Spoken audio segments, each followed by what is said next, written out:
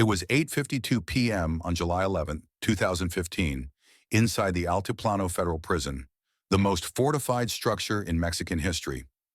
At the monitoring center, security feeds flickered with a greenish grain, watching the most valuable inmate in the hemisphere, Joaquin El Chapo Guzman. He was the definition of captured. He wore a bracelet, lived behind 1-meter walls, and had cameras aimed at his chest 24/7. Chapo sat on his bunk, staring at a small, glowing liquid crystal tablet, his only authorized entertainment. Then he stood up. He walked to the shower stall, the only blind spot designed for privacy, and crouched down. A routine movement. He never stood back up. By the time the guards finally reacted to the empty screen 20 minutes later, Chapo wasn't just gone. He was riding a modified motorcycle on a rail system under their feet, while the tablet on his bed continued to glow, broadcasting silence to an empty room. By early 2014, Altiplano Prison was known as the Impenetrable Box. Located on a high plateau west of Mexico City, it was a monolith of reinforced concrete and motion sensors, designed specifically to hold men who could buy entire governments. Cell 20, located at the end of the special treatments area, was an isolation chamber within a fortress. The walls were nearly a meter thick, capable of withstanding rocket fire, and the floor was reinforced with double layers of steel mesh. Joaquin Guzman's life in this concrete box was a masterclass in performative humility. The billionaire kingpin, who once listed himself on Forbes, now politely asked permission for water. He spent his days pacing the tiny cell and staring at his handheld tablet. A small privilege allowed for good behavior. The device was his window, but also his mask. He seemed absorbed in telenovelas and variety shows, a bored man resigning himself to a cage. Yet his eyes often drifted from the glowing screen to the corner of the shower stall. A solitary low wall designed for modesty created 2 feet of privacy from the camera's unblinking eye. It was the only blind spot in the entire facility. He wasn't staring at it because he was shy. He was staring at it because he knew exactly what was happening 10 meters beneath the tile. The engineering challenge facing Guzman's organization wasn't just about digging a hole. It was a matter of impossible geography. The nearest discrete plot of land was an unfinished farmhouse in the Santa Juana neighborhood, exactly 1.5 kilometers away from the prison walls. In cash, disguised through frontmen, the purchase was a trivial expense, the kind of real estate transaction that happens every day. But what happened next was industrial-grade audacity. According to later investigations, the operation required the precision of a government infrastructure project.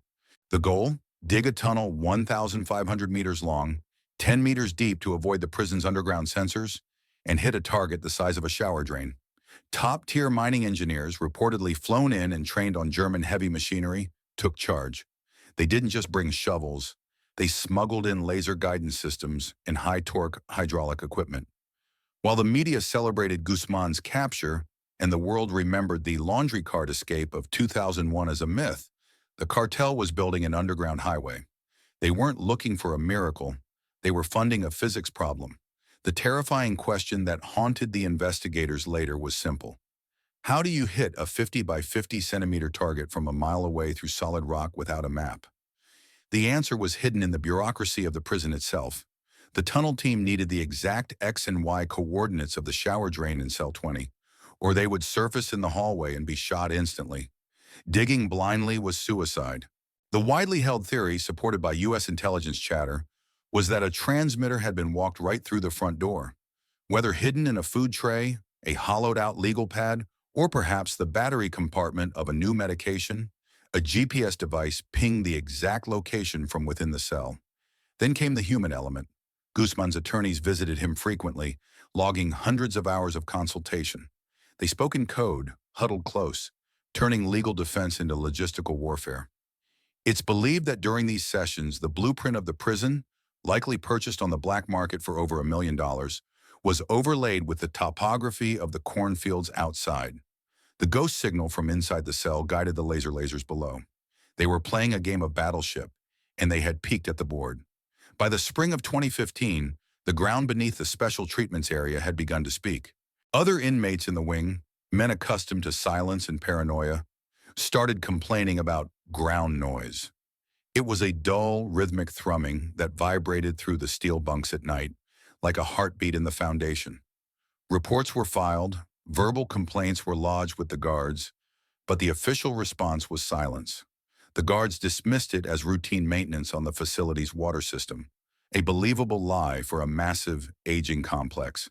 But the psychology of the prison had shifted. In a place where El Chapo was the neighbor, survival meant selective deafness. If a guard heard drilling beneath the floor of the most dangerous man in Mexico, acknowledging it didn't mean a promotion, it meant a death sentence or a bribe. Corruption creates a unique kind of silence. The drilling was loud, mechanical, and persistent, but officially it did not exist. Inside cell 20, the noise was becoming a roar. The floor was literally buzzing. This is where the glowing tablet transformed from a window into a shield. According to custodial logs, Guzman began turning the volume on his device to the maximum level during the evenings. The tinny sound of variety shows and loud television dramas flooded the small concrete room. It was a crude acoustic mask. To a passerby, it sounded like an old man hard of hearing. In reality, he was drowning out the sound of a diamond-tipped drill chewing through the bedrock just meters below his feet. The volume bar on the screen wasn't about entertainment. It was about covering the tracks of a subway train arriving at his station. What was happening beneath the concrete wasn't just a tunnel. It was an underground masterpiece of illicit engineering. When investigators later walked the length of the escape route, they found infrastructure that rivaled public works projects. The tunnel was 5 feet high, just tall enough for Guzman to stand, and equipped with PVC piping for ventilation, keeping the air fresh and cool 10 meters underground. It had a professional lighting system strung along the ceiling, powered by a heavy-duty generator miles away. But the pièce de résistance sat on steel rails bolted to the tunnel floor. It was a modified Honda motorcycle, stripped of its fairings and mounted on a custom traction system. This wasn't a getaway vehicle, it was a workhorse. For months, the bike had been used to cart thousands of tons of dirt back to the farmhouse entrance and to ferry heavy tools to the excavation face. The engine's roar had been muffled by the depth, but its purpose was speed. The digging operated on a factory shift system, 24 hours a day, 7 days a week. Crews rotated in and out of the farmhouse, moving dirt and reinforcing walls with wood beams. They were moving at a pace that suggested no fear of discovery. A staggering theory emerged later. The noise wasn't just ignored, it was sanctioned. Renovation orders for waterproofing and pipe repair were allegedly signed by prison administration during this exact period. The administrative paper trail provided the perfect cover for the vibration of hydraulic drills. The cartel hadn't just built a tunnel, they had built a permit to dig it. Beneath the fortress, a private subway line was being finished, and the ticket had cost millions. Then came July 2015, and the timeline broke. Intelligence chatter intercepted by the DEA showed a spike in panic among the cartel's leadership. The diplomatic winds had shifted, and the United States was pushing hard for immediate extradition. For Chapo, the comfortable waiting game in Altiplano was over. If he was moved to a U.S. supermax, no amount of digging could save him. The tunnel crew was given a green light in order to accelerate, regardless of the noise or risk. In cell 20, the situation was becoming physically impossible to ignore. The drill bits were now inches away from the bottom of the shower stall. The final obstacle was the reinforced concrete floor, laced with rebar mesh. Cutting through it required loud, grinding machinery that would vibrate the very teeth of anyone standing on it. Guzman, realizing the danger of a surprise inspection, began to fake chronic stomach pain. He complained of ailments that required him to stay in his cell, lying on the bunk or crouching in the privacy of the bathroom for long periods. It was a brilliant diversion. By establishing a pattern of sickness and bathroom usage, he conditioned the guards to see his presence in the shower as medical necessity, not suspicious activity. He bought his engineers time with feigned cramps. Below him, the crew used hydraulic jacks to silently push up against the concrete, waiting for the final moment to breach. A diamond-tipped saw blade was kissing the underside of his prison, waiting for the signal to bite. Saturday, July 11th, arrived with the slow, languid pace of a weekend in government custody. The administrative staff had gone home, and the prison was operating on a skeleton crew. Standard procedure, but a fatal vulnerability. Guzman's behavior that day was chillingly normal, yet filled with small, deliberate deviations. He paced more than usual. He checked the screen of his tablet repeatedly, not watching the shows, but checking the time. At 8 p.m., the guard shift changed. New eyes settled onto the monitors in the command center, unaware of the subtle cues from the previous hours. In the privacy of his cell, Guzman did something that belongs in the Hall of Fame of criminal confidence. He changed his footwear. He took off his prison-issue sandals and put on sturdy shoes. Then, in a move that baffled psychologists later, he made his bed and tidied his limited personal space. He wasn't fleeing in a panic. He was closing up shop. He walked to the shower stall and looked over the half wall one last time. He checked the blind spot geometry he had studied for 500 days.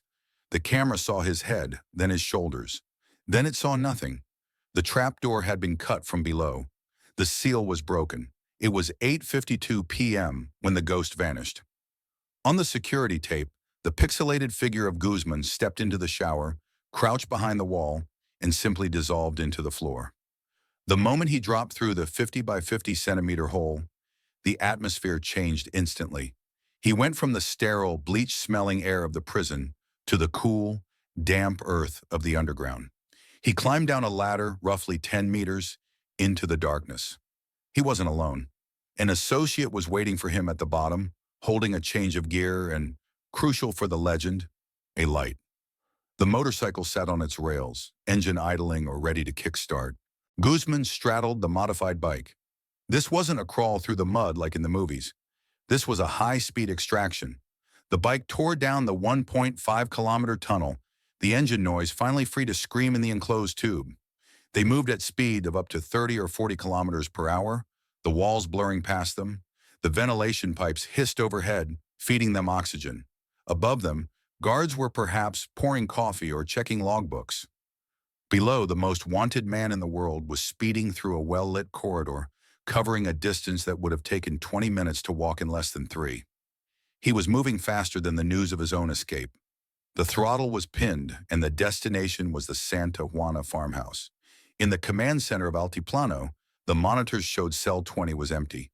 But panic is rarely instantaneous. It is often preceded by denial. The guards watching the feed saw the empty bed, the glowing tablet in the empty shower stall. But instead of slamming the code red button, they hesitated. 18 minutes ticked by, a lifetime in a breakout scenario. According to the official investigation, the guards assumed he was washing clothes or using the toilet, activities that could explain crouching out of sight. Or perhaps they were paid to assume that. Those 18 minutes were the most expensive silence in Mexican history. When they finally walked down the hallway, the lack of response to the shout, "Guzman," was heavy in the air. They unlocked the heavy steel door and stepped inside. The silence was total. The clothes were there. The tablet was there. The guard walked to the shower partition and looked down. He wasn't looking at a drain. He was looking at a jagged, gaping square of darkness that breathed up cold air from the earth. The hole stared back at them, a perfect geometrical insult to the state. The prison hadn't failed to hold him. The ground had simply opened up and swallowed him whole. Guzman emerged from the ground inside the warehouse of the farmhouse, breathing the night air of the countryside. There was no champagne, no celebration. His men helped him up from the tunnel exit, and he immediately stripped off the prison duds, changing into fresh clothes waiting for him. The timeline was razor thin. Outside in the cornfield, security detail armed with military-grade automatic weapons scanned the horizon. A convoy of vehicles was already idling. They moved him swiftly to a nearby private airstrip in San Juan del Rio. While the sirens at Altiplano finally began to wail, shattering the peace of the plateau, Guzman was strapped into a Cessna. The propellers spun to life. The logistics were flawless.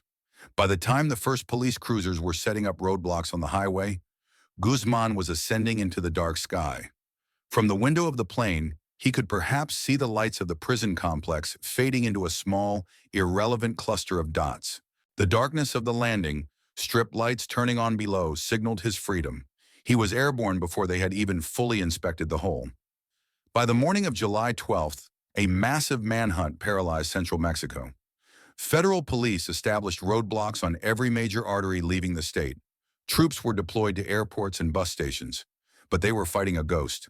The blockade was meaningless because the target was already hundreds of miles away, deep in the Golden Triangle, the remote mountainous region of Sinaloa where the cartel was the law. He was back in his safe zone, protected by a local population that feared and revered him, and guarded by an army that outgunned the local police. The humiliation for the government was absolute. In a move that felt almost surreal, a Twitter account associated with Guzman, likely run by his son, tweeted a message that went viral instantly. Life changes in a minute. It was a public victory lap. But the final twist came from the government itself. In a desperate attempt to show transparency, they released the security footage of the escape, complete with audio. The world watched Guzman pace, but they also heard it. The hammering, the loud metallic drilling that was clearly audible on the tape. By releasing the proof of the escape, the government had inadvertently indicted itself, proving the guards had been listening to the construction for hours. President Enrique Peña Nieto received the news while flying to France for a state visit. The diplomatic embarrassment was crushing. The mission accomplished moment of Guzman's capture had turned into a global punchline. The reaction was swift and brutal. The director of Altiplano was fired immediately, and over 20 prison officials and guards were arrested for complicity. But the arrests couldn't cover the scale of the failure. It became clear that this wasn't just a tunnel.